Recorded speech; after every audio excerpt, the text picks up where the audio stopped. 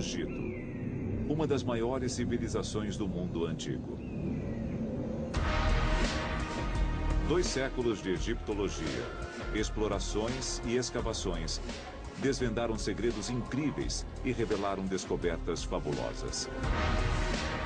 Agora, através de técnicas de última geração e de pesquisas mais recentes, essas descobertas estão sendo revistas e reexaminadas. Pela primeira vez, os melhores especialistas do mundo se uniram para apontar em definitivo as 10 maiores descobertas do Egito Antigo.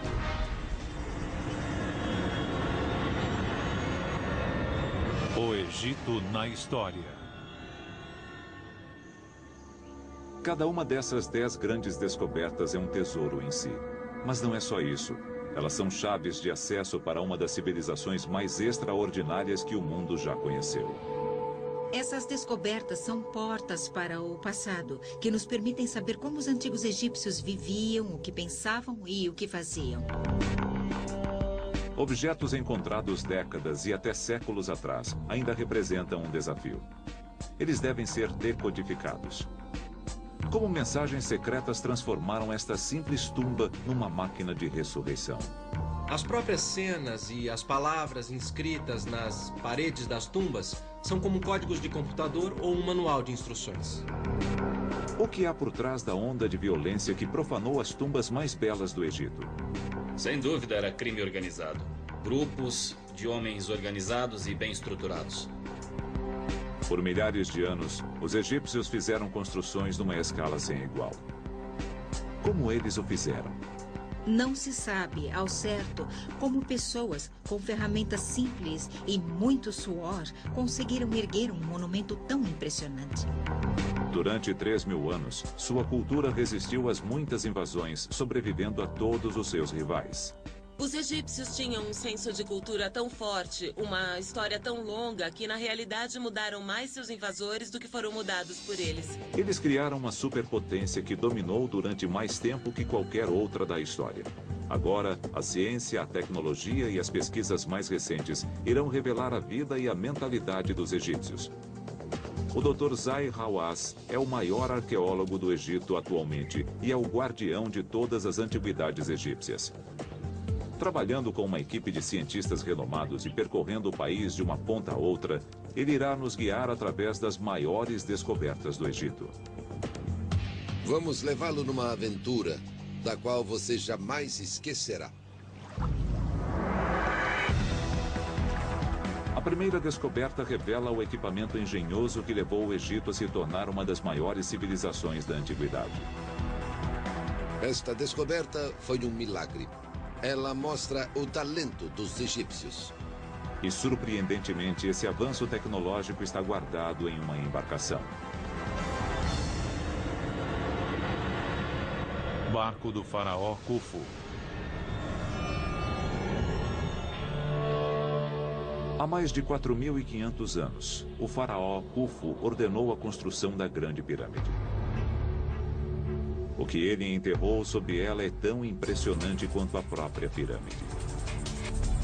O mais impressionante nesta descoberta é como os egípcios, 4.600 anos atrás, construíram este barco incrível. O barco de Khufu é o artefato mais extraordinário do mundo. Seu comprimento equivale a 13 andares de altura. Ele tem 1.200 peças e foi montado com pedacinhos de madeira e uma espécie de costura. O sítio em Gizé foi escavado muitas vezes. Mas essa descoberta ocorreu por acaso. A descoberta aconteceu totalmente por acidente. Muitas grandes descobertas sempre acontecem por sorte. Foi em 1952. O arqueólogo Kamal El-Malak estava supervisionando a limpeza de uma área ao lado da Grande Pirâmide. O lado sul da pirâmide estava completamente coberto de detritos e fragmentos de pedra, e eles começaram a limpar a área. Quando estavam limpando, eles encontraram placas de calcário enormes, cuidadosamente assentadas. Curioso, El-Malak fez um pequeno buraco numa delas. Quando aquele homem olhou ali dentro, ele me disse: Senti o cheiro de história. Ele descobriu 41 blocos enormes de calcário que pesavam entre 17 e 20 toneladas. Eles cobriam um fosso profundo com mais de 30 metros de extensão. Mas foi o conteúdo do fosso que deixou os egiptólogos empolgados. Uma pilha enorme de madeira, cordas e remos revelou do que se tratava. Por que Khufu enterrou um barco no deserto ao lado da sua pirâmide? A resposta nos mostra como os egípcios viam a morte e o que o faraó acreditava que fosse lhe acontecer. A pirâmide abrigaria seus restos mortais, mas sua alma partiria. Ela seria transformada. Khufu era soberano e Deus. Portanto, quando morreu, tornou-se um com o Deus Sol. Subindo ao céu, o faraó se uniria a Ra, o Deus Sol. Unificados, eles fariam a jornada diária do Sol, atravessando o céu. E segundo a crença egípcia, seriam levados num grande barco. Essa ideia fazia todo sentido para os egípcios, porque eles pensavam no trajeto de barco não voando pelo céu, mas sim percorrendo os rios que cercavam todo o seu mundo. No raciocínio egípcio, o barco tinha uma finalidade clara e objetiva. Ele seria usado no pós-vida. Khufu era rei e Deus. E, portanto, ao morrer, além de passar a usar o barco para ir e vir visitando as pessoas, o mais importante é que ele e o Deus Sol seriam um só. O barco de Khufu foi feito para transportar seu mestre pelos céus. Ele tem um papel religioso vital, e isso é sinal de outra coisa. Do fato de que os barcos e a água estavam no coração da vida no Antigo Egito. O barco de Khufu é um testemunho fabuloso da importância do Nilo no Antigo Egito. Barcos significam o Nilo, e o Nilo era o Egito. Os egípcios dependiam do Nilo para comida, água e irrigação, mas, acima de tudo, dependiam do Nilo para movimentar-se de um lugar a outro. O Nilo liga o norte e o sul do Egito. Os egípcios comercializavam com outros povos através do Nilo. A riqueza trazida pelo rio foi o que propiciou o crescimento da sua civilização. O Nilo foi o fator mais importante para os egípcios na construção da sua seleção, e por isso podemos dizer sobre os egípcios que o Nilo construiu o Egito Antigo. Tesouros de ouro e joias vinham da Núbia, no extremo sul. O granito duro com o qual foram erguidos os mais belos monumentos do Egito percorria centenas de quilômetros pelo rio, vindo de Assuã. Os faraós enviavam expedições comerciais à terra de Punt, milhares de quilômetros ao sul. O comércio fluvial trouxe vastos recursos ao país, permitindo aos faraós do Egito construírem um império. A importância dos barcos no Antigo Egito está evidenciada em murais espalhados pelo país. Mas a arte não foi capaz de detalhar a engenhosidade das técnicas usadas para construir naus tão grandes. Para os arqueólogos, a descoberta de um barco de verdade, perfeitamente conservado pelo modo como foi enterrado, é como uma cápsula do tempo. Pelas bordas, a madeira parecia que havia acabado de sair do estaleiro, sem que um segundo se passasse nos 4.500 anos seguintes. Os arqueólogos puderam investigar a antiga tecnologia de construção de barcos como se estivessem presentes 45 séculos atrás. Cada uma das 1.200 peças do casco foi feita à mão. Você tem um quebra-cabeça bastante complexo de encaixe das próprias placas. Cada peça se encaixa individual e exclusivamente na peça acima, abaixo e nas laterais. Mas o mais extraordinário é como essas peças estão unidas. Os egípcios não usavam pregos ou coisa parecida na construção dos barcos. Sem parafusos, nem rebites ou cola. Este barco foi montado com fibra vegetal. Trata-se de uma forrageira chamada alpha grass, comum em todo o Egito. São gramíneas de fibra longa e muito grossa, mas esfregadas juntas de uma forma especial, elas formam uma corda muito resistente, porém flexível. Restauradores criaram um modelo do barco numa escala de 1 para 100. Foi assim que eles usaram as cordas para juntar as peças e montar o barco. Incrível. O desenvolvimento dessa técnica deu aos egípcios uma vantagem sobre outras culturas. Na época em que o barco de Khufu foi construído, em grande parte do mundo se pensava apenas em escavar canoas de tronco.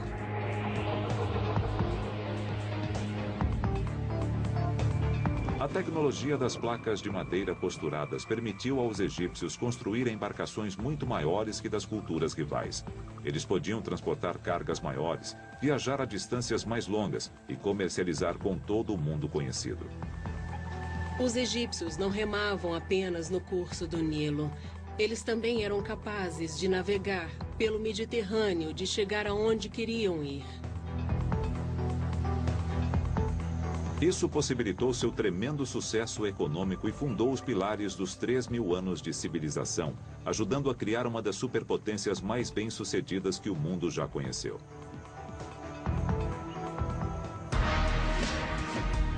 O barco de Khufu é a primeira das 10 maiores descobertas do Egito, porque os barcos animaram o nascimento de um império. A riqueza trazida pelos barcos superdimensionados financiou a construção de obras superdimensionadas. Os egípcios ergueram templos e monumentos em escala única na antiguidade. Mas esses templos e monumentos jamais teriam sido construídos se os antigos egípcios não dominassem a técnica necessária para extrair pedras das pedreiras em grandes quantidades. Sem pedras não haveria estátuas nem monumentos. Muito do que sabemos dos egípcios vem dos registros gravados por eles em pedra.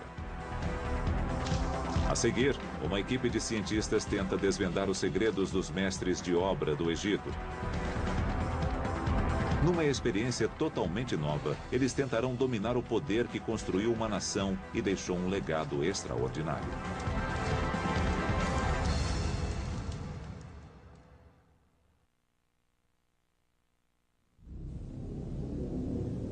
As maiores descobertas da egiptologia nos permitem vislumbrar uma grande civilização que perdurou por 3.000 anos. Seu legado inclui uma série de construções tão imensas e perfeitas que nos inspiram até hoje. Cientistas estão tentando descobrir como os egípcios conseguiam extrair blocos enormes de pedra das pedreiras, como o do obelisco inacabado, usando nada além de mão de obra. Eles o ergueram no local como prova para nos mostrar como os egípcios cortaram um obelisco.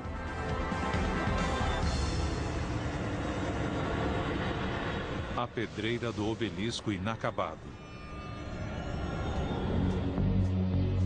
O obelisco inacabado pesa mais de 1.000 toneladas. Mais do que 500 picapes grandes. Ele está localizado na antiga pedreira de granito em Aswan, no Alto Egito. O obelisco nunca foi retirado da pedreira. Arqueólogos já tentaram entender por que, depois de tanto trabalho, ele foi abandonado. Se terminado, teria 10 andares de altura. Decorado com imagens e hieróglifos, ele teria sido um componente vital no conjunto de um templo. O obelisco era o símbolo de ligação entre o rei e o Deus Sol. Obeliscos são peças de uma precisa tecnologia espiritual. Para os egípcios, o obelisco era um símbolo do sol, era um raio do sol, portanto era uma espécie de condutor de energia. Funcionando como um para-raio espiritual, os obeliscos coletavam e canalizavam a energia dos céus. Ele tem de ser uma peça única de pedra. Se quebrasse, significaria que o raio do sol seria quebrado e o poder de Deus seria partido. Por isso, quando os engenheiros descobriram uma rachadura no obelisco em Aswan, ele foi abandonado. Foi um golpe de azar para os antigos egípcios, mas um golpe de sorte para a ciência moderna. Uma coisa em arqueologia que é quase tão importante quanto o sucesso é o fracasso. Indícios no próprio obelisco e ao seu redor revelam como os antigos trabalhadores das pedreiras extraíam pedras enormes. Com uma máquina fotográfica de 1.000 toneladas, ele oferece um instantâneo de um trabalho em realização 3.000 anos atrás. A partir de um experimento totalmente inédito com indícios do obelisco inacabado, os cientistas pretendem demonstrar como isso era possível. Começamos a descobrir coisas incríveis que enriqueceram nosso conhecimento sobre os obeliscos pela primeira vez. Adel Kelani passou a vida investigando antigas técnicas de extração em pedreiras. Este é um bom exemplo de rachaduras naturais nas camadas de granito. Localizá-las antes de iniciar o trabalho é muito importante. O granito tem falhas naturais onde a rocha já enfraqueceu. Identificando essas falhas, os antigos engenheiros podiam iniciar o processo de separar a pedra do leito de rocha. Ficava mais fácil cortar a pedra porque, embora fosse necessário quebrar alguns pedaços, contava-se com um plano de fraqueza para separar a pedra com maior facilidade. Numa segunda fase, os trabalhadores batiam com trituradores manuais de pedra para desgastar a pedra. Essas marretas primitivas eram feitas de dolerito, uma rocha bem mais dura que o granito.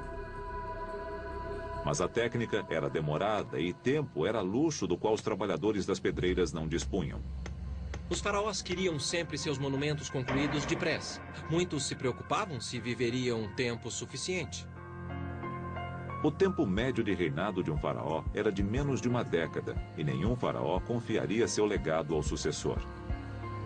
Seus monumentos poderiam durar por toda a eternidade, mas o tempo em vida para construí-los era muito curto. Basta ver a quantidade de obeliscos e de estátuas de granito espalhados pelo Egito para constatar que os trabalhadores das pedreiras encontraram uma solução. Sob as pedreiras, os cientistas encontraram pistas que nos indicam que solução foi essa. O que nós temos aqui é a história, como num livro aberto. Ele nos conta exatamente como os egípcios fizeram. No extrato, há tijolos de barro carbonizados, pedaços de madeira queimada e lascas de pedra fraturada pelo calor. Baseado nisso, Adel acredita ter descoberto como os engenheiros egípcios aceleraram o processo de extração de granito. Os egípcios usavam o fogo para ajudar a quebrar a pedra. O calor do fogo fazia com que a rocha se expandisse e ela se contraía quando resfriava. Esse processo enfraquece e pode até partir a rocha. Teoricamente, se conseguiam controlar esse processo, os egípcios poderiam separar grandes blocos de granito. Mas Adel não havia testado sua teoria até agora. Estou ansioso para ver o resultado porque é uma nova descoberta. Exatamente como os antigos engenheiros, Adel escolhe uma falha na rocha.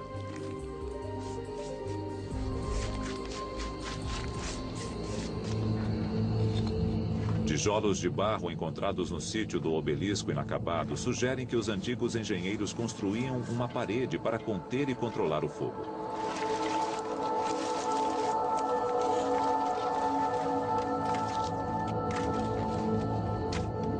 O fogo aumenta a temperatura da rocha para 426 graus. Ela se expande provocando o estresse. Após 1 hora de calor intenso, Adel pode se aproximar com segurança. Em segundos, a água derruba a temperatura em 85%. A rocha rapidamente se contrai. Está quente, muito quente. Mas qual foi o efeito do calor? Adel agora pode testar se a rocha enfraquecida pelo fogo é mais fácil de quebrar do que uma outra fratura não aquecida. Meia hora depois, ele ordena que parem. Sem o fogo, os trabalhadores causaram pouco impacto na fratura no teste de controle. Mas no local queimado, a rachadura está se abrindo. Pode-se ver como o fogo afetou as camadas de granito. Está funcionando muito mais rápido do que esperávamos. Isso explica como os antigos egípcios fizeram tantos obeliscos em tão pouco tempo. Portanto, é provável que a extração de tamanha quantidade de pedra num espaço de tempo tão curto tenha sido através do auxílio do fogo. Um dos principais mistérios das técnicas do Egito Antigo foi solucionado com esta operação hoje.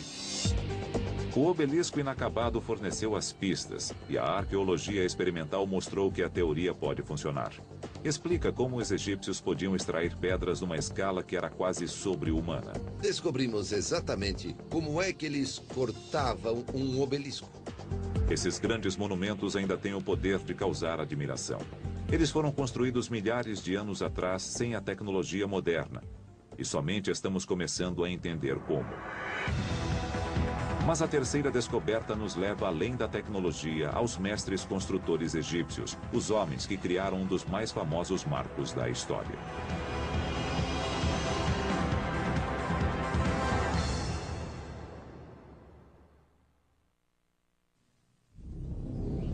As maiores descobertas feitas no Egito revelam os segredos de uma civilização poderosa e dramática que durou 3.000 anos. Os antigos egípcios criaram alguns dos monumentos mais impressionantes do mundo, e o mais impressionante de todos é a Grande Pirâmide. A terceira descoberta é sobre as pessoas que a construíram. Não se sabe bem como foi possível erguer um monumento tão impressionante apenas à custa de muito suor e usando ferramentas simples. Agora, a ciência está prestes a revelar a resposta para esse mistério. As tumbas dos trabalhadores das pirâmides.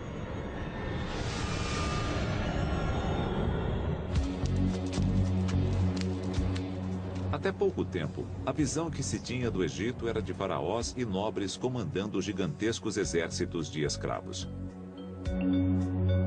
Mas novas descobertas mudaram essa imagem. Elas mostraram que havia uma hierarquia social sofisticada e benefícios aos trabalhadores numa sociedade caracterizada por operários, representantes de sindicatos, chefes e executivos.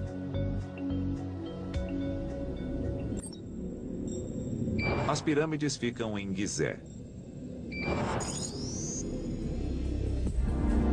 4.500 anos atrás, o grande faraó Khufu ordenou a construção do que ainda hoje é a maior tumba já construída. Com 147 metros de altura, sobre um platô, ela pesa o equivalente a 17 edifícios Empire State.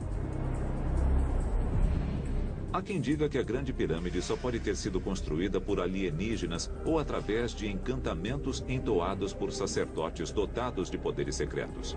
Isso porque sua escala praticamente desafia qualquer explicação lógica. Até recentemente, acreditava-se que ela fora erguida por grupos de milhares de escravos.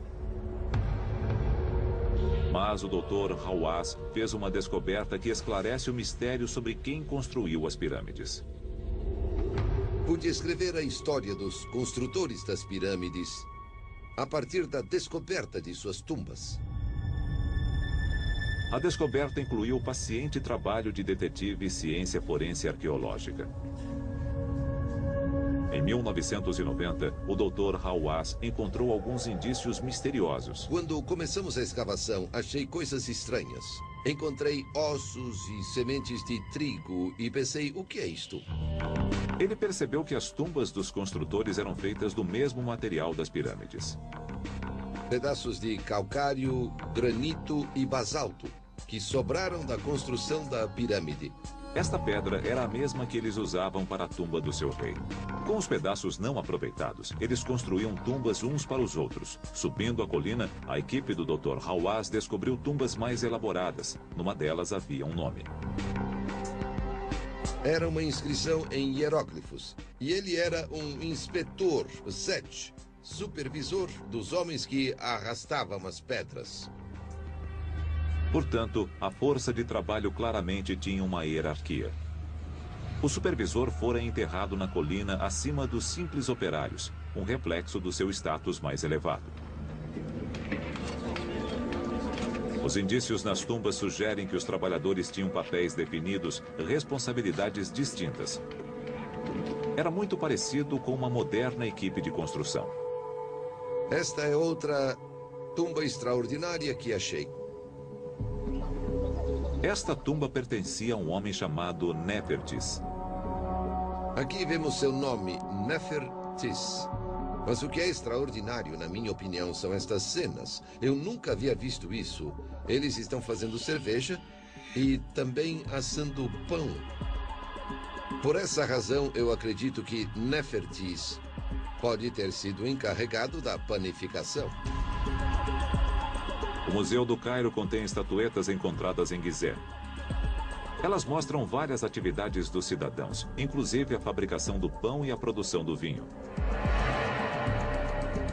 Outros relevos pintados mostram escribas fazendo a contabilidade para os comerciantes. Mais uma vez, há indicações de uma força de trabalho organizada numa estrutura conhecida como numa moderna comunidade industrial. E eles parecem ter sido valorizados e bem cuidados. Indícios revelam que havia um sistema de assistência médica. Descobrimos que muitos operários sofriam acidentes, como pedras que caíam nas mãos e nas pernas. Eles movimentavam pedras pesadas. Todos os esqueletos de homens e mulheres mostram problemas nas costas. No entanto, indícios forenses revelaram que o nível de tratamento médico que eles recebiam era surpreendentemente sofisticado. Janet Mond é fisioantropóloga, especializada no estudo de ossos antigos. Vimos indícios claros de que, em algum momento, muito antes da morte do indivíduo, o osso foi fraturado. Os ossos estão bem reposicionados e provavelmente ficaram imobilizados durante algum tempo. Podemos dizer, pelos padrões de hoje, que o processo de solidificação foi perfeito nesses indivíduos. Foi um bom trabalho. Obviamente, esses trabalhadores eram muito valorizados pelos seus empregadores. Ser um operário era um privilégio raro. Eles eram bem pagos, bem tratados e o trabalho era, inclusive, fácil. As tumbas dos construtores de pirâmides revelam uma estrutura organizada de profissionais e artesãos especializados dentro de uma força de trabalho bem ordenada. Eles tinham o apoio de um sistema sofisticado de bem-estar para os operários. Essa descoberta prova algo importante. As pirâmides não foram construídas por escravos. Como as tumbas de Gizé pertenciam a pessoas comuns, elas aparentemente foram ignoradas pelos caçadores de tesouros. Uma outra tumba, que se manteve lacrada durante 35 séculos, produziu a descoberta mais conhecida da egiptologia. A tumba do mais famoso dos faraós, Tutancâmon.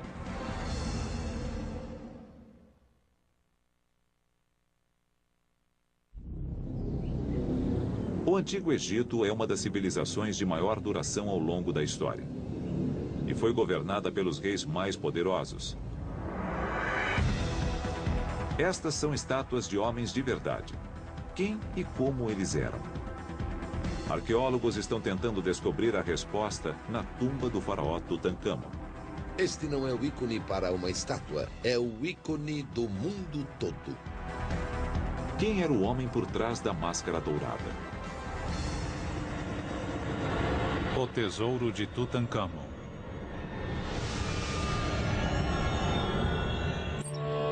O Vale dos Reis, na margem oeste do Nilo. O Vale dos Reis abriga 63 tumbas. Mas a que pertence a Tutancâmon permaneceu escondida durante séculos. Em 1922, o grande explorador e egiptólogo Howard Carter partiu em sua busca. Howard Carter ficou por 5 anos, 5 temporadas tentando encontrar a tumba. Até que certa manhã, quando os operários começaram a limpar os arredores, encontraram 15 degraus que levavam à entrada da tumba. A tumba estava a 10 metros de profundidade na rocha de calcário do vale. A entrada no fundo da galeria estava fechada. Carter fez um buraco. E naquela sala ele viu coisas maravilhosas. Além do corpo do faraó, a tumba guardava mais de 3.000 tesouros enterrados com ele. Desde então, a tumba vem atraindo egiptólogos interessados em examinar e analisar a múmia e seus tesouros. E agora os arqueólogos podem ir mais a fundo do que nunca. Eles podem ver o menino rei como ele nunca foi visto antes. Arqueólogos estão recorrendo à ciência médica moderna para estudar seu corpo de 3.500 anos. Com aparelhos de tomografia computadorizada, milhares de radiografias do corpo são agrupadas formando uma imagem tridimensional. A tomografia é uma maravilha para a arqueologia. Podemos realmente ver tudo.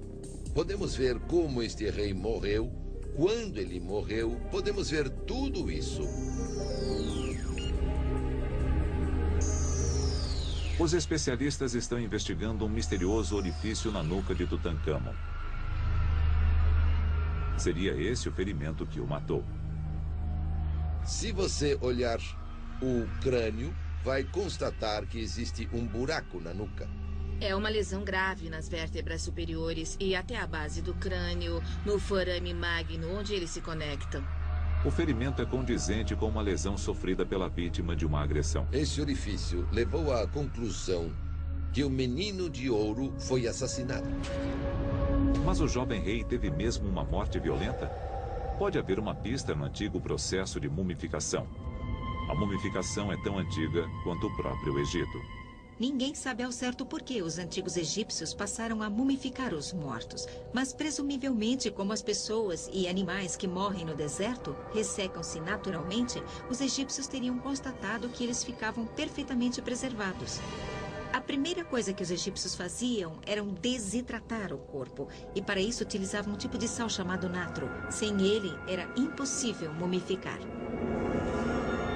O natro funciona como os sachês de sílica gel usados hoje em dia para evitar umidade nos equipamentos eletrônicos. O natro é uma mistura de sal e bicarbonato de sódio. E ele age retirando todo o líquido do corpo. Aí se produz uma múmia. Mas certos órgãos contêm água em excesso para serem mumificados como são. Os órgãos deixados no corpo apodreceriam e explodiriam. Portanto, o passo seguinte seria remover os órgãos e o cérebro. Eles decepavam a cabeça e a escavavam, deixando o crânio vazio. Poderia o ferimento na cabeça ser consequência do processo de mumificação e não uma lesão que o matou? Na Universidade da Pensilvânia, Janet Mond estuda as tomografias da múmia de Tutancâmon. Quando o ferimento ocorre antes da morte do indivíduo, e sendo em geral no osso ou no tecido, constata-se uma certa regeneração na sobrevida. Essa parece uma lesão pós-morte. Pode ser algo que ocorreu durante o processo de mumificação. O orifício no crânio de Tutancâmon é consistente com o tipo de orifício feito durante o processo de mumificação. Não tem coisa nenhuma a ver com assassinato, nada disso. Não houve crime algum. Como o rei morreu, permanece um mistério. Mas a ciência pode nos ajudar a descobrir como ele viveu, para entender a mentalidade e a vida de um soberano do Egito. Aparentemente, o faraó não era tão imponente quanto sua máscara mortuária sugere. Ele tinha um belo queixo quadrado. Mas fora isso, seu rosto era bastante fino, magro. É claro que não se faz brincadeiras com o rei.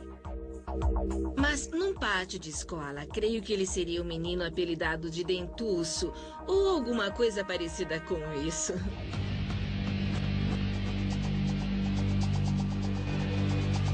As tomografias mostram que Tutancâmon tinha dentes salientes, contrariando sua famosa máscara.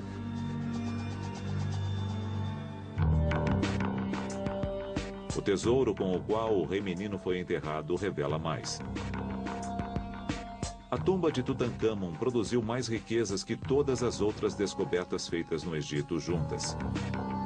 Sua famosa máscara foi enterrada com 6 bigas inteiras e milhões de dólares em ouro. Mas o que torna a tumba extraordinária é que ela foi encontrada absolutamente intacta. Além de toda a fascinação pelo tesouro, por todo o ouro medido praticamente em centenas de quilos, temos um conjunto completo do sepultamento de um faraó do Egito. Os artefatos, até certo ponto, revelam a personalidade do faraó. Eles foram feitos no mesmo padrão que aqueles que ele teria usado em vida. Para nós é impressionante que eles tenham se empenhado tanto para criar algo como as pequenas tampas de jarros de alabastro, que são maravilhosas obras de arte, mas que não eram destinadas aos olhos do público, e sim para serem enterradas com o rei e não mais serem vistas. O tipo de artefato e o cuidado com o qual foram feitos nos dão uma ideia de como Tutancâmon viveu. Os egípcios acreditavam que a pós-vida se parecia muito com esta vida, só que melhor, e que se deveria levar tudo consigo. Os objetos que Tutancâmon queria em sua tumba e no pós-vida eram aqueles dos quais havia gostado em vida. Sabemos que ele gostava em especial de um jogo chamado Senet, porque foi enterrado não só com uma mesa-tabuleiro de Senet de tamanho normal, mas também com uma pequena versão portátil feita de marfim deste tamanho. Tutancâmon foi o regente supremo de uma superpotência. Estes artefatos nos lembram de sua infância e talvez nos deem uma ideia sobre sua personalidade. Se a descoberta de Carter mostrou ao mundo o faraó, a ciência moderna está nos revelando o homem.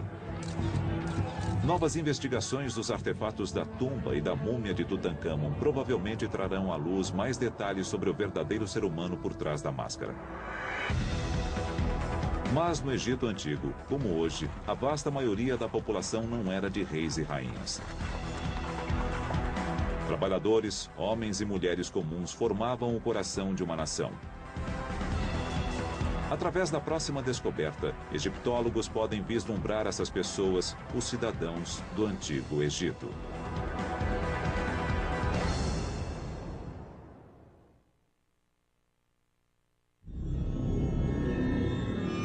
Dez grandes descobertas feitas no Egito revelam uma civilização extraordinária. As ruínas nos proporcionam uma visão da aparência do Antigo Egito. No entanto, conhecer o comportamento do seu povo é muito mais difícil. É apenas uma pequena fresta para podermos espiar um pouco o que era a vida no Antigo Egito. A quinta descoberta proporciona uma chance de entender a vida dos cidadãos comuns na cidade dos construtores de tumbas. A cidade dos construtores de tumbas.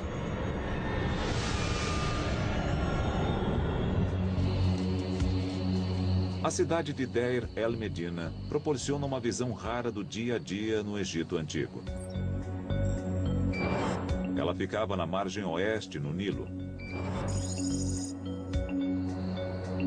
As ruínas de uma cidade egípcia inalterada são uma descoberta rara e muito valiosa.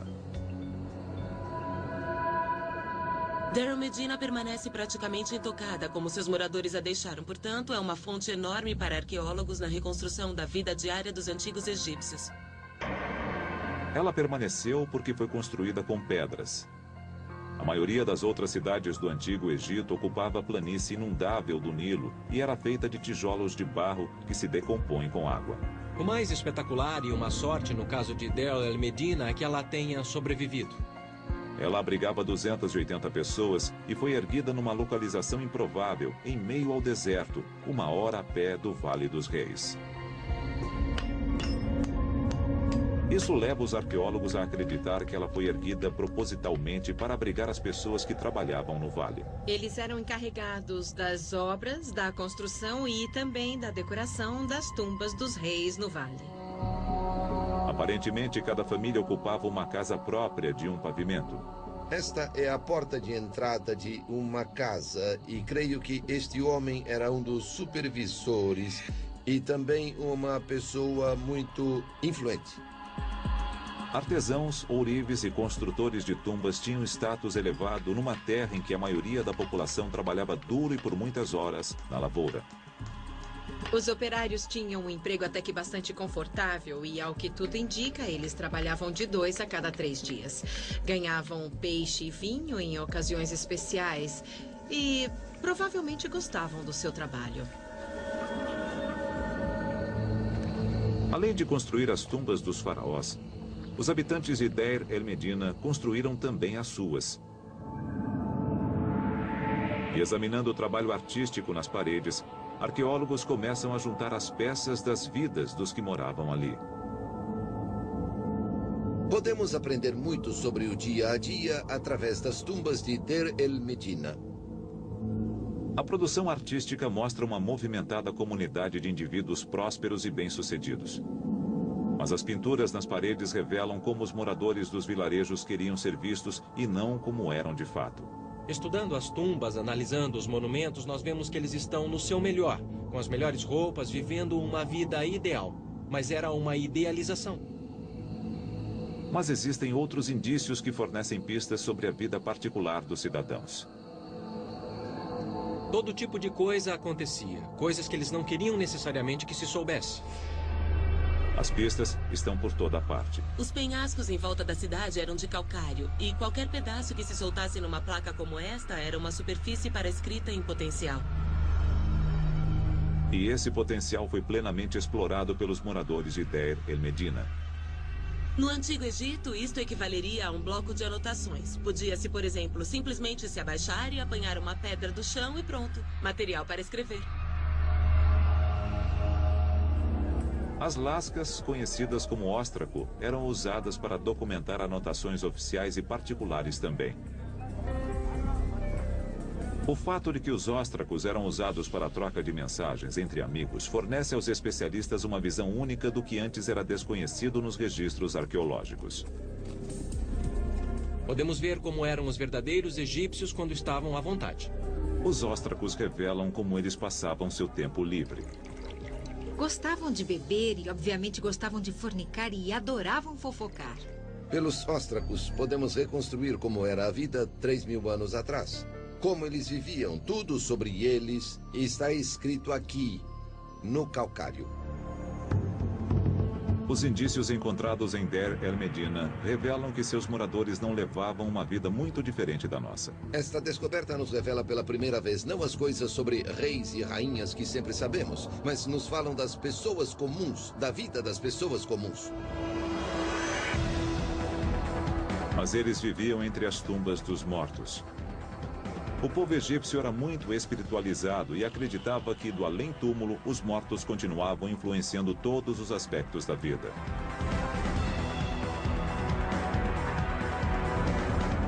Na sexta das 10 grandes descobertas do Egito, o Dr. Hawass irá reabrir a tumba que permaneceu fechada ao público durante décadas.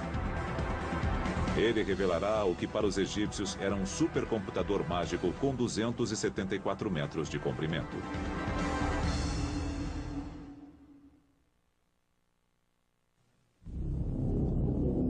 Reunidas, as 10 grandes descobertas revelam um panorama da vida no Antigo Egito. Mas é impossível entender a vida dos egípcios sem entender suas crenças sobre o pós-vida. A sexta descoberta, a tumba de Sete I, traz incríveis revelações. O que nós temos aqui é um guia de viagem, digamos, para o pós-vida. As investigações desvendam o código secreto que transforma um simples buraco no chão numa máquina de ressurreição. A tumba do faraó Sete I.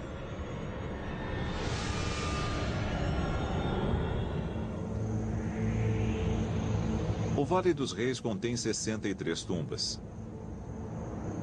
Uma das maiores é a do faraó Sete I. Ela fornece um tesouro de informações sobre o comportamento dos antigos egípcios com relação ao pós-vida. A tumba de Sete I é realmente uma das mais extraordinárias que temos no Vale dos Reis. A tumba de Sete fica no Vale dos Reis, na margem oeste do Nilo. No final do verão de 1817, um explorador italiano chamado Giovanni Belzoni chegou ao local. Belzoni havia trabalhado no circo, mas dedicou-se à egiptologia como segunda carreira. Através de um estudo cuidadoso da geologia do vale, ele descobriu 8 tumbas em apenas 2 semanas. E na terceira semana, Belzoni mais que dobrou o número de tumbas descobertas.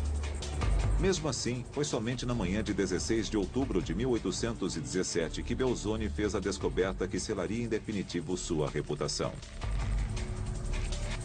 Quando Belzoni encontrou esta tumba em 1817, foi como um milagre. Seus olhos brilhavam. Ele encontrou um pequeno corredor e viu que estava intacto também.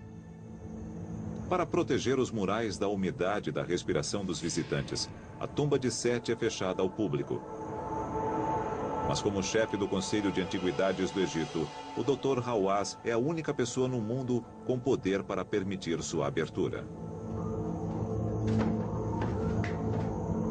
Vou levá-los agora por um grande motivo. Mostrar ao público que esta tumba é a mais fantástica.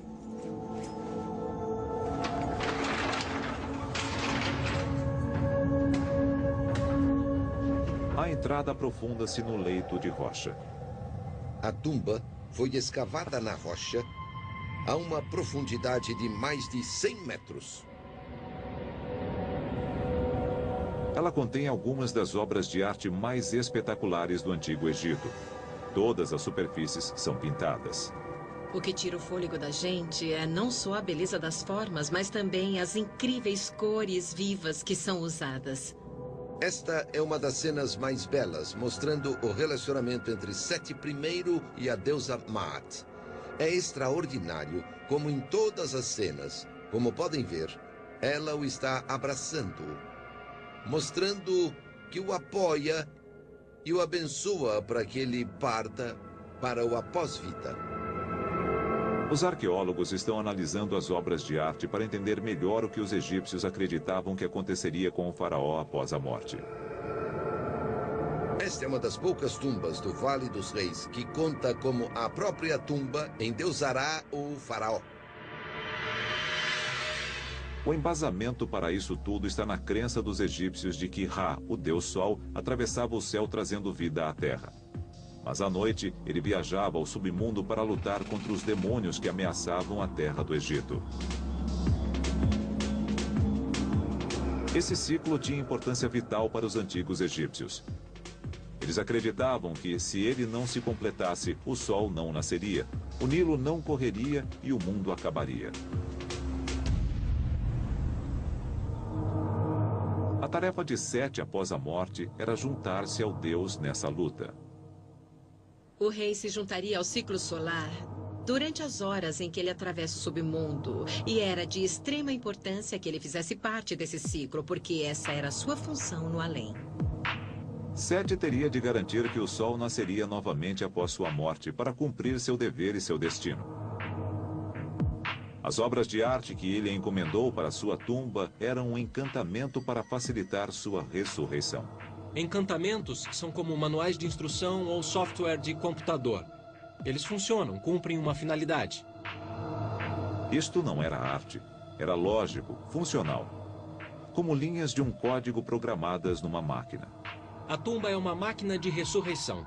Ela funciona, ela cumpre um propósito. As cenas em si e as palavras inscritas nas paredes desta tumba são como um código de computador ou um manual de instruções.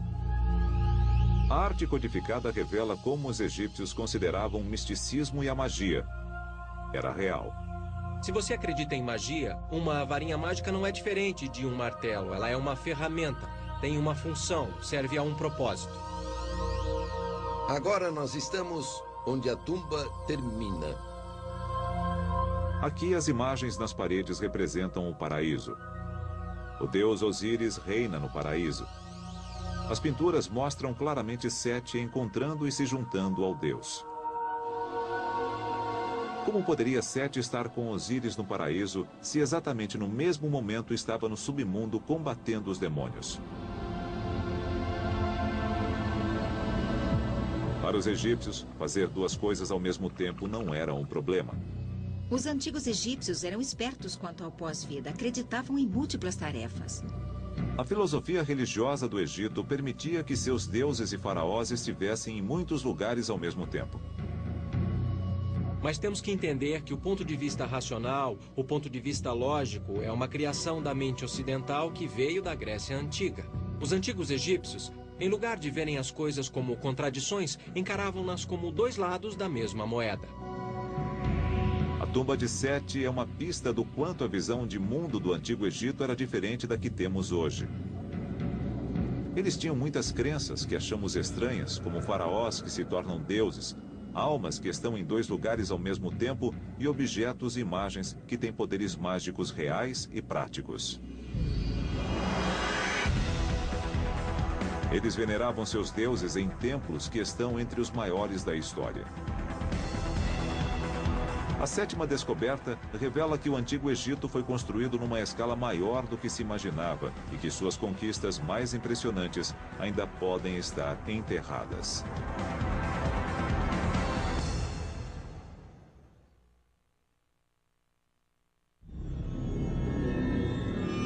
As 10 maiores descobertas do Antigo Egito revelam segredos de um mundo que floresceu 5.000 anos atrás. Mas algumas estimativas sugerem que 70% das ruínas egípcias ainda estão enterradas. O Egito é único entre as civilizações do mundo porque no país inteiro há templos e tumbas abaixo do solo. São monumentos como o Templo Perdido de Akhmin. O Templo Perdido de Akhmin.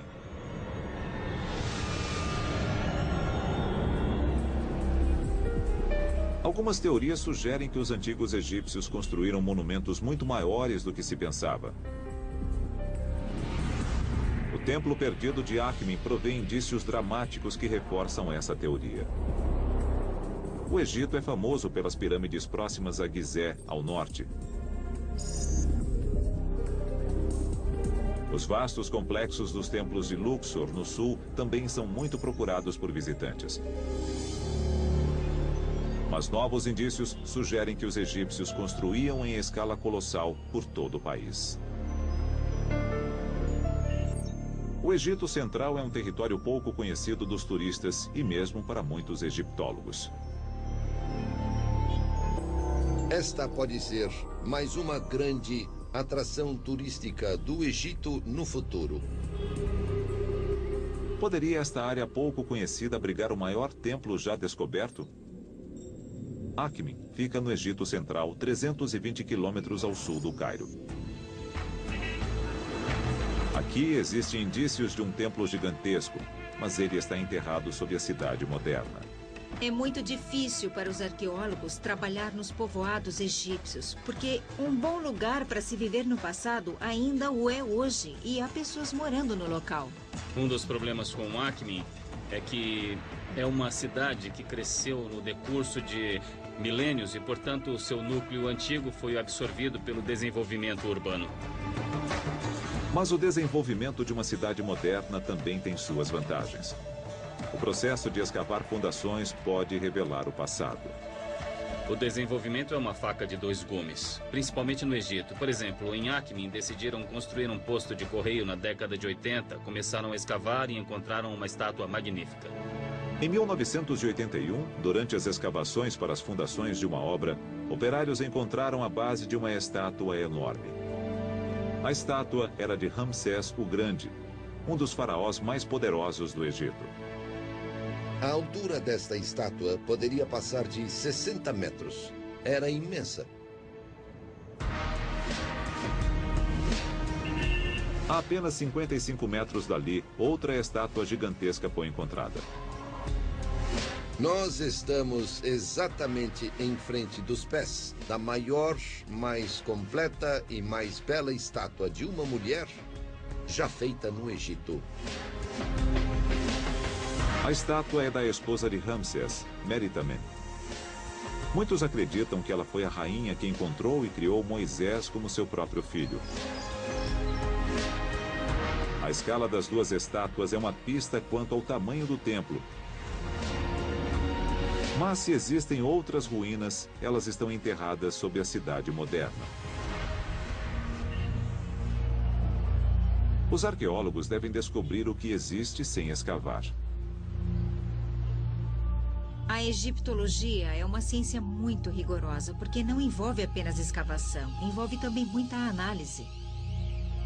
A primeira pista para os especialistas foram os escritos deixados por viajantes há mais de 1000 anos. Eles falam de um templo gigantesco em Akhmin. Viajantes árabes que visitaram o Egito no século IX d.C. contaram que sua visita ao templo começou quando amanheceu e terminou quando anoiteceu. O sol teve tempo de nascer e se pôr antes que eu terminasse de explorar as ruínas. Uma segunda pista quanto à escala da construção é que todos os templos do Egito seguiam uma planta semelhante. Os templos no Egito Antigo são a morada dos deuses, uma espécie de ponto de conexão entre o plano divino e o plano humano. É um modelo arquitetônico da ideia de cosmos, e os antigos templos egípcios seguem um layout formal.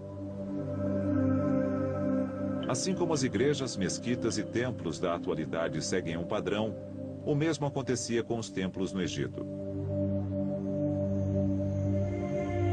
Portanto, analisando um templo totalmente visível, arqueólogos podem aplicar esse conhecimento ao sítio de Akhmin.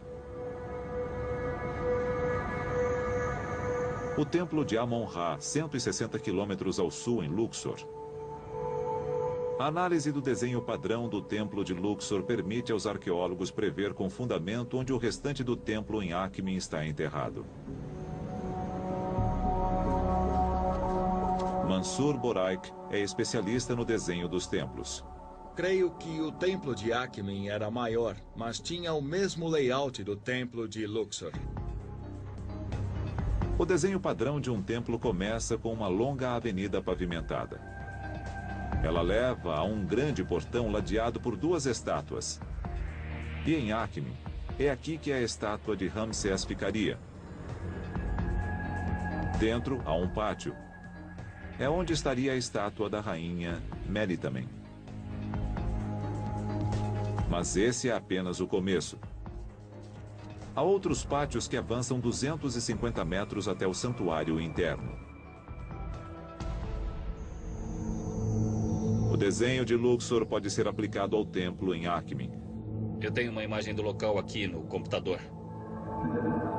Combinando a localização das estátuas com a planta do templo de Luxor, o Dr. Wegner consegue estimar as verdadeiras dimensões do templo de Akhmin. Dá para ter uma ideia da dimensão pelo campo de futebol que está aqui no alto à direita, na imagem do Google Earth.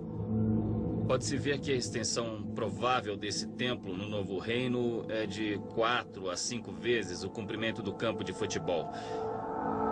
Isso dá a percepção de um templo realmente enorme.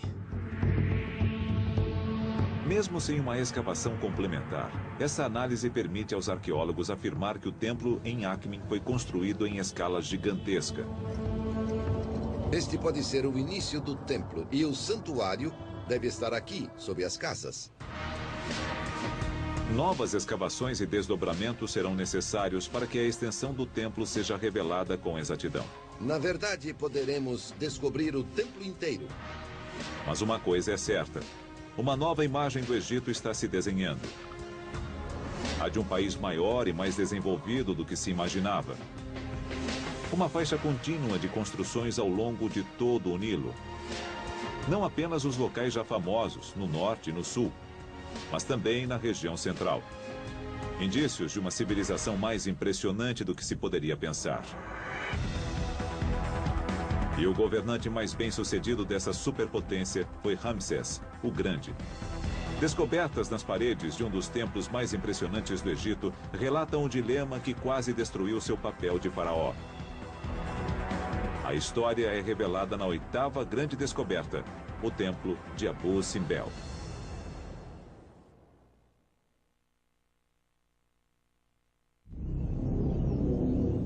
Das tumbas aos templos, os mistérios do Antigo Egito vêm encantando o mundo há séculos. Um dos mais significativos é também um dos maiores. Com as 4 estátuas de Ramsés o Grande ladeando a entrada, é o templo de Abu Simbel. O epítome do ego de Ramsés, por assim dizer, ou da sua divindade, a natureza espetacular das suas conquistas é com certeza Abu Simbel. O grande templo de Abu Simbel.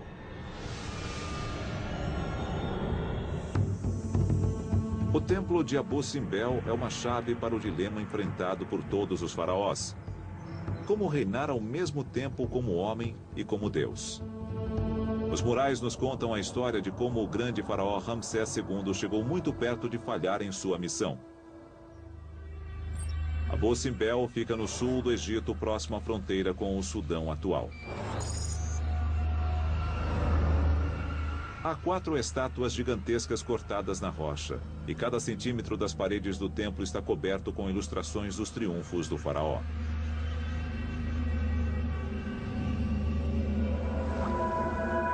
Em 1871, quando o aventureiro e pioneiro egiptologista Giovanni Belzoni chegou ao local, o templo estava encoberto por areia.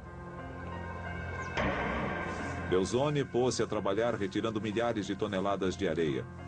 mas cada balde retirado era substituído por mais areia que deslizava da duna. Quando estava quase desistindo, ele encontrou uma solução simples para o problema aparentemente impossível. Molhada, a areia ficaria no lugar. O plano foi um sucesso. Após 4 anos de trabalho árduo, ele finalmente encontrou a entrada do templo, tornando-se o primeiro homem em séculos a adentrá-lo. O templo de Abu Simbel era um monumento ao maior construtor, guerreiro e faraó do Egito, Ramsés II. Ramsés II foi um dos grandes reis.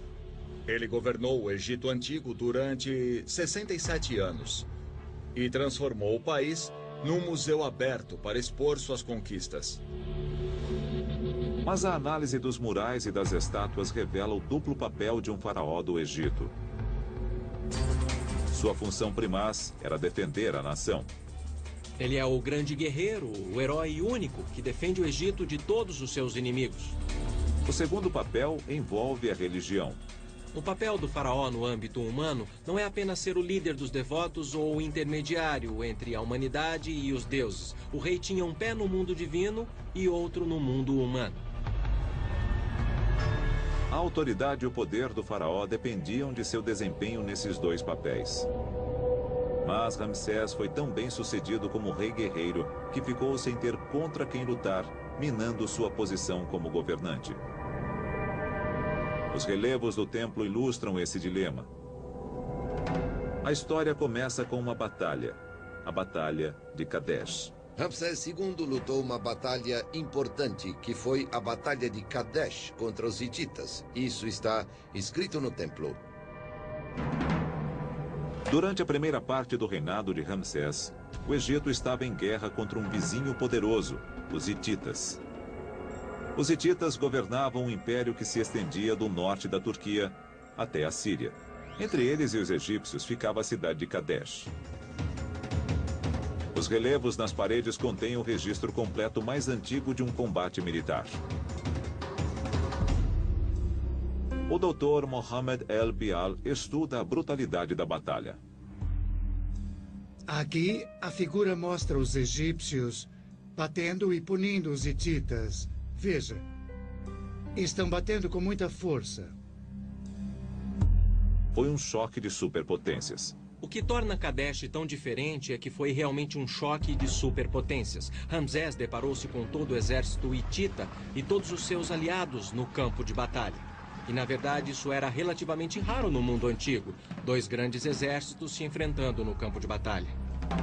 Os relevos de Abu Simbel ilustram uma batalha violenta na qual foram usadas as armas mais avançadas da época. Tinham bigas pela primeira vez, tinham cavalos. E assim foi possível construírem um império. A biga egípcia era extremamente ágil, manobrava com rapidez. E podemos dizer que equivalia a um míssil atual. Era como o F-16 da antiguidade. Os combates com bigas incluíam corridas a 50 km por hora contra o inimigo, lançando o número máximo de flechas para forçá-lo a recuar. Ataques cerrados e violentos. Eles se aproximavam, disparavam as setas e, a seguir, numa manobra veloz, saíam de alcance, até poderem atacar novamente. Ramsés afastou os hititas e defendeu seu país com sucesso. No 21º ano de seu reinado, ele assinou um tratado de paz com o Império Hitita. Sem batalhas para lutar, Ramsés não podia preencher a função de guerreiro como faraó. O que fazer quando não se tem mais inimigos? Ramsés estava diante de um problema político. Abu Simbel revela a solução que Ramsés encontrou. E ele resolveu isso partindo para o extremo oposto e enfatizando seu papel religioso. Como não podia mostrar que era um guerreiro porque não havia mais contra quem lutar, ele podia dizer, eu sou um deus vivo. Ramsés declarou sua divindade. A essa altura, Ramsés pôs ambos os pés no mundo divino e tornou-se um deus vivo 24 horas por dia. Os egípcios passaram a ser governados por um deus vivo. Abu Simbel tornou-se um templo não apenas para os deuses, mas para o próprio Ramsés como um deus. Ramsés II construiu o templo para si mesmo, como um deus, para ser adorado. Aqui, nós chegamos ao santuário, ao local mais sagrado, onde Ramsés II lançou um desafio e se colocou entre os outros deuses. Ele tem a sua estátua no santuário, com as outras estátuas dos 3 maiores deuses do Egito. Ele é um deles. É igual a eles. Foi um golpe político de mestre. Foi a fachada perfeita, a de Deus vivo, para um homem já velho e frágil. E nada sabemos sobre suas faculdades mentais. Ele ainda conseguia enxergar, estava cego, simplesmente não sabemos. O templo de Abu Simbel revela os 2 aspectos mais importantes da função de um faraó: defender o Egito e comungar com os deuses. Revela como Ramsés resolveu o problema do sucesso total no primeiro aspecto, o de defensor, para tornar-se um deus vivo. A penúltima descoberta entre as 10 maiores continua a história dos grandes faraós nos anos após sua morte. É uma história turbulenta de crime organizado, roubos, assassinato e terrorismo sancionado pelo Estado, revelando os mistérios das múmias reais desaparecidas.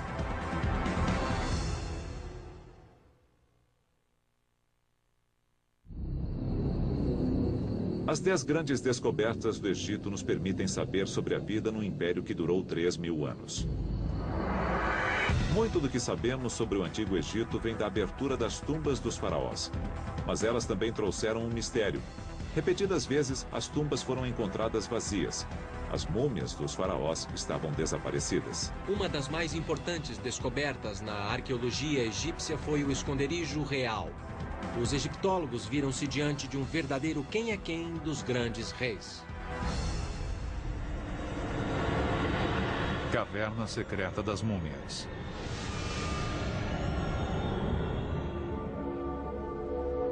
A descoberta do esconderijo das múmias reais desaparecidas dá uma visão do estado político egípcio no auge do seu poder. É uma história de crime organizado e terrorismo sancionado que quase destruiu a nação. Os indícios estão localizados na margem oeste do Nilo. O Vale dos Reis contém 63 tumbas de alguns dos maiores faraós do Egito. Quase todas as tumbas foram encontradas vazias, sem os tesouros e as próprias múmias. Mas, a cerca de 5 quilômetros do Vale dos Reis, há um outro desfiladeiro. Nele não há tumbas, e acreditava-se que ali também não havia segredos. Mas em 1980, um pastor estava procurando uma cabra perdida. Numa fenda a meio caminho subindo um dos penhascos, ele encontrou a entrada de uma caverna. E quando ele entrou um corredor de uns 60 metros, escavado na rocha. Dentro dele estava o conteúdo de mais de 50 tumbas, inclusive as múmias de alguns dos maiores faraós da história. Para resolver o enigma e descobrir por que as múmias estavam ali, os arqueólogos tiveram de analisar a situação política e social do Egito há 3.000 anos. A seca e as lutas internas entre facções políticas rivais estavam levando o país à anarquia. Todos esses problemas, a questão ecológica, política, as invasões estrangeiras levaram ao colapso do sistema, quando um sistema de governo complexo, que só conseguiria enfrentar uma ameaça por vez, vê-se diante de muitas delas ao mesmo tempo, esse sistema não aguenta e tudo começa a desmoronar. A sociedade começou a ruir. A população viu-se diante da fome e da miséria. A necessidade de ouro levou as pessoas aos lugares onde sabiam que ele seria encontrado, as tumbas dos faraós. À noite, as pessoas entravam e ficavam procurando pelas múmias. Elas invadiam as tumbas e quebravam tudo. Esses atos de sacrilégio nasceram do desespero. Uma vez que o limite entre a civilidade e o caos é cruzado, nada, nem a crença nos deuses, nem o temor do sacrilégio e da condenação eterna irá evitar o roubo das tumbas e a violação dos templos. Mas não foram atos praticados por criminosos esporádicos. Sem dúvida era crime organizado. Grupos de homens organizados e bem estruturados, inclusive com uma espécie de hierarquia interna. O roubo das tumbas tornou-se uma atividade econômica, de fato. Isso criou um dos primeiros exemplos de crime organizado da história. Literalmente todos entraram no negócio de roubar tumbas. Todos estavam envolvidos, desde os mais altos escalões do governo, que não participavam diretamente dos roubos, mas faziam vista grossa e recebiam sua parte. Mas havia alguns sacerdotes do templo de Luxor que ainda se consideravam guardiões da religião egípcia, dos templos e das tumbas dos faraós. E eles resolveram salvar e esconder as múmias. Eles queriam proteger os reis. Levaram todas as múmias e as enterraram aqui. Longe de todos. E nunca revelaram esse segredo. O fato de os sacerdotes salvarem as múmias permitiu aos cientistas estudar os restos mortais de alguns dos governantes mais poderosos da antiguidade. Fechando os olhos e recuando milhares de anos no tempo, podemos imaginar este rei vivo. Após sua descoberta, as múmias foram levadas para o Museu Egípcio no Cairo, onde estão guardadas em condições estéreis. Entrando nesta sala, cheia de cadáveres, podemos reagir sentindo medo, rindo, chorando, sorrindo. Mas através da ciência, pela primeira vez, estas múmias falarão conosco. O mais interessante é o que não está aí. Os faraós eram enterrados com tesouros incalculáveis, mas nenhuma das múmias foi encontrada com algo de valor. Examinando os sarcófagos violados, nós podemos constatar que o ouro e outras joias preciosas foram sistematicamente retirados de alguns deles. Isso fornece indícios para uma teoria da conspiração de alto nível. Se alguém está roubando uma tumba no meio da noite com medo de ser morto ou atingido pelos deuses, vai fazer isso às pressas, com medo, e vai agarrar tudo aquilo que puder e fugir. Mas os objetos foram retirados dos corpos metodicamente. Isso sugere que foi obra dos próprios sacerdotes. As mesmas pessoas que salvaram as múmias retiraram as últimas peças de ouro e joias que ainda restavam. Embora os sacerdotes tenham salvado e também roubado as múmias, eles deixaram para a ciência um legado valiosíssimo. É uma faca de dois gumes, porque podemos dizer que eles fizeram uma boa coisa escondendo as múmias num lugar secreto e as protegendo desse jeito, mas eles também as roubaram. As investigações da ciência forense revelam a vida real dos grandes faraós. Mas desta descoberta podemos também entender um pouco sobre a sociedade no Egito Antigo. Uma sociedade à beira da anarquia. Quando a nação desmoronou, outros impérios rapidamente tiraram vantagem. E o Egito sofreu centenas de anos com invasões.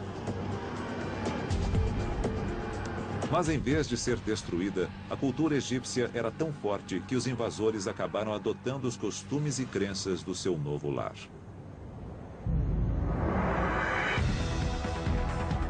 Isso fica claro de forma espetacular na descoberta final. Os indícios estão tanto sob quanto sobre as areias do deserto.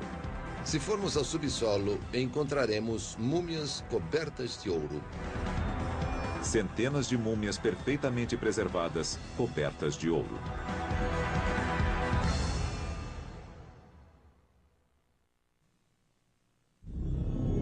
Há séculos, a antiga civilização egípcia vem cativando a imaginação dos cientistas, arqueólogos e aventureiros.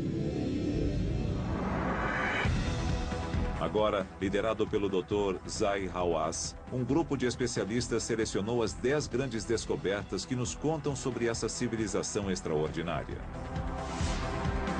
Mesmo no seu declínio final, a antiga cultura egípcia criou algo que milhares de anos depois inspiraria a admiração. Um campo de múmias ainda intocado. Se você escavar ao redor, à direita, à esquerda, em qualquer lugar, você vai acabar encontrando múmias.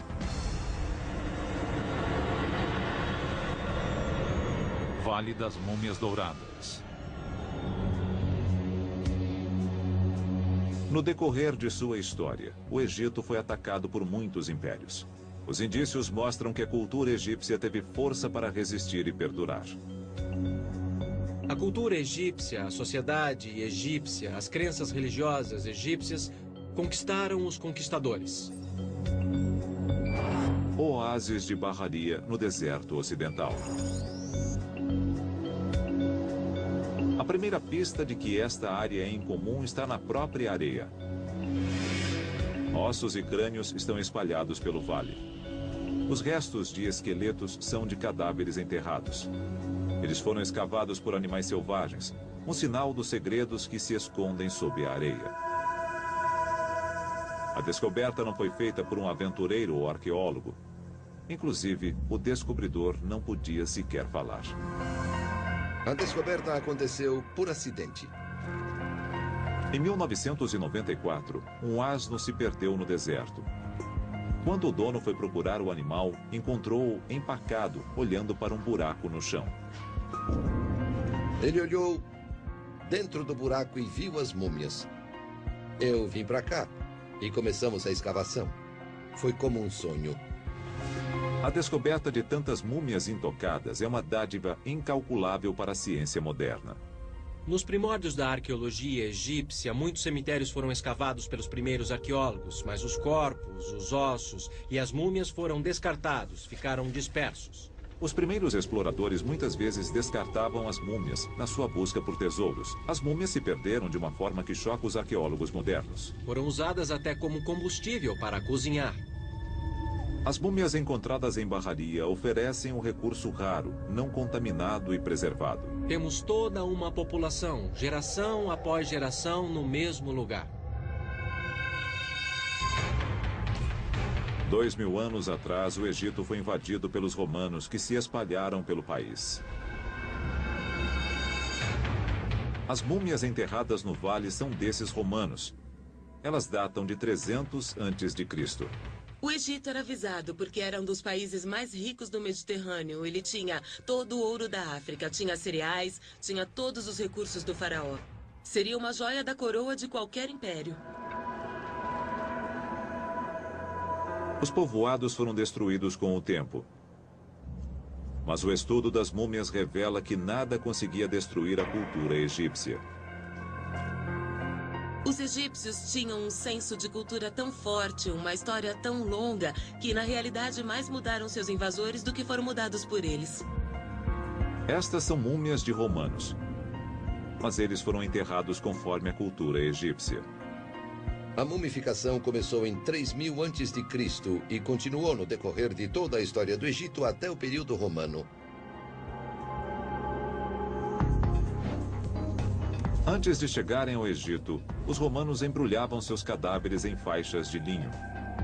A maioria das primeiras múmias traz o rosto completamente coberto. Mas os egípcios produziam sarcófagos e máscaras mortuárias com rostos. Aqui temos uma máscara com rosto, e todas as outras múmias têm máscaras. As máscaras revelam a mudança do estilo romano para o egípcio, à medida que os invasores se naturalizavam. Nós podemos ver a unificação cultural, a fusão acontecendo bem diante dos nossos olhos, geração após geração. Mas as múmias têm um outro segredo. Para investigá-lo, algumas foram removidas para instalações onde foram limpas e restauradas. Aqui, em caixas seladas, as máscaras revelam ainda mais sobre a cultura egípcia. As múmias estão cobertas de ouro. Os antigos egípcios adoravam o ouro. Obviamente, era um dos materiais mais caros da antiguidade, mas o mais importante é que os egípcios acreditavam que o corpo dos deuses era feito de ouro. Isso nos dá uma ideia das crenças dos antigos egípcios sobre a reencarnação e o pós-vida. Com a morte, o ser se transforma de mortal em divino. E é por isso que eles estão cobertos de ouro, às vezes no rosto, outras vezes até no sarcófago. Isto é uma indicação da transformação do estado mortal em divino. As múmias são indícios de que os romanos adotaram o uso do ouro em suas crenças religiosas. No entanto, o desenho dos rostos reflete a influência romana dos novos colonizadores.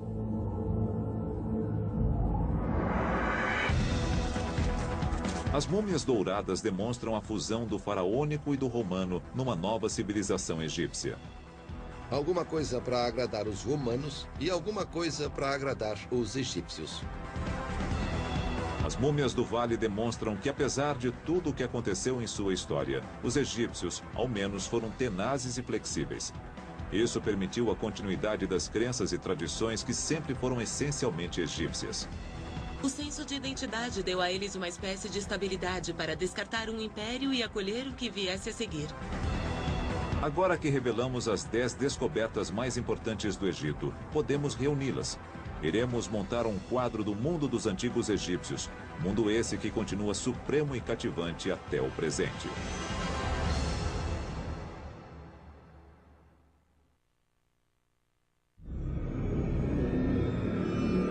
As descobertas do Antigo Egito vêm ocorrendo no transcorrer de centenas de anos de aventuras e explorações.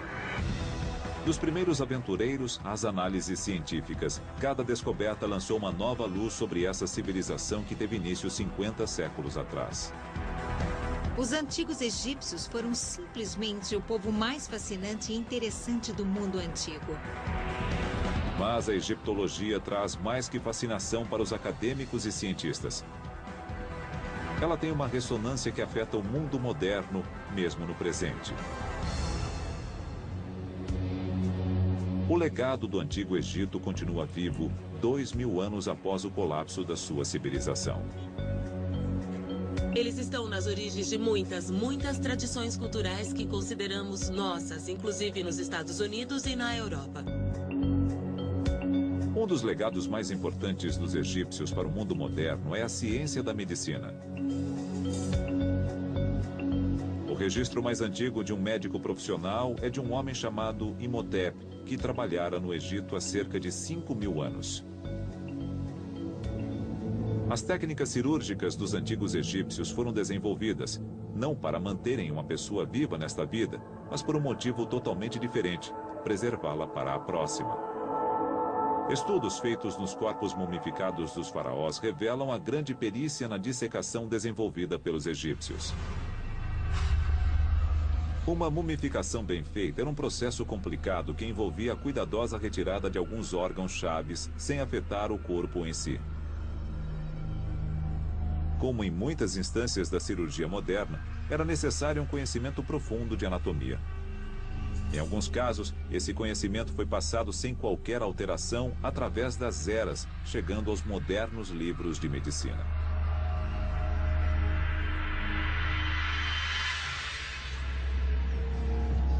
E a medicina não está sozinha no seu débito para com os antigos egípcios. As técnicas modernas de engenharia e construção se baseiam no conhecimento desenvolvido ao longo do Vale do Nilo há mais de 4.500 anos. A Grande Pirâmide de Gizé foi construída com tamanha precisão que sua largura varia menos de 5 centímetros a uma extensão de 250 metros. O gênio grego Pitágoras é conhecido como o pai dos números. Ele aprendeu no Egito. Aqui desenvolveu as fórmulas algébricas que constituem boa parte do embasamento para a construção e a engenharia modernas.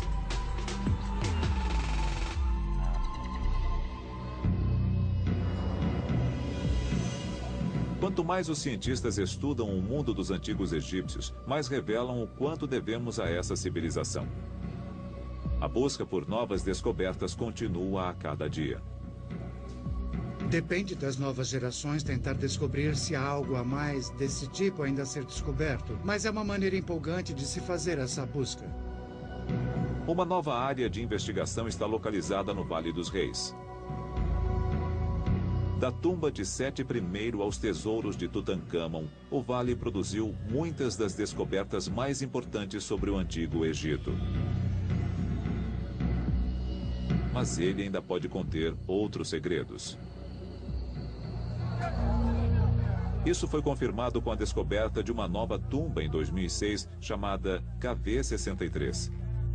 Muitos cientistas acreditam na existência de outras tumbas a descobrir no vale. Creio que nem todos os túmulos dos faraós foram encontrados. As oportunidades ainda estão lá. Os textos registram um número muito maior de faraós do que o número de tumbas encontradas. E isso é o mais estimulante, porque é uma validação da teoria. Novas análises científicas vêm revelando maneiras de iniciar a busca por novas tumbas.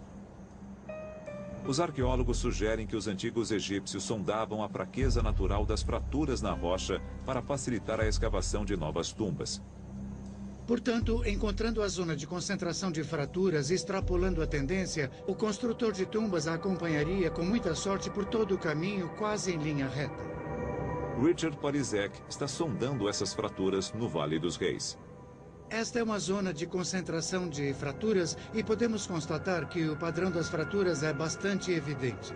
Se os engenheiros da antiguidade escavavam ao longo das fraturas milhares de anos atrás, então as fraturas são bons lugares para se procurar por uma nova tumba hoje. É uma orientação para a busca. Pode-se dizer que ao sair procurando, inclua isto como parte da sua técnica. Só o tempo dirá se esse enfoque irá produzir uma descoberta tão extraordinária quanto a múmia do rei Tutankhamon.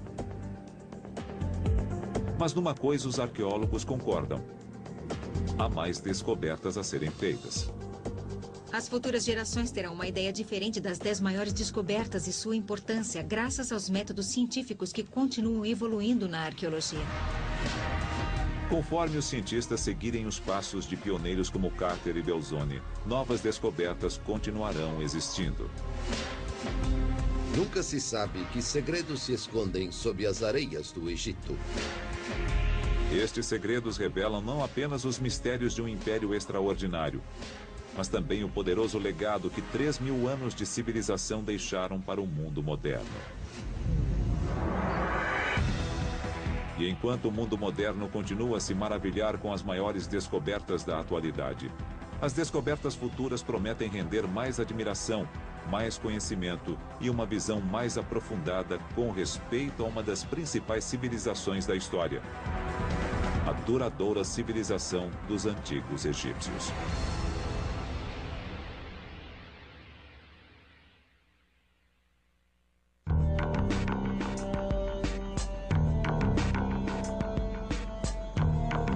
Versão brasileira, DPN Santos.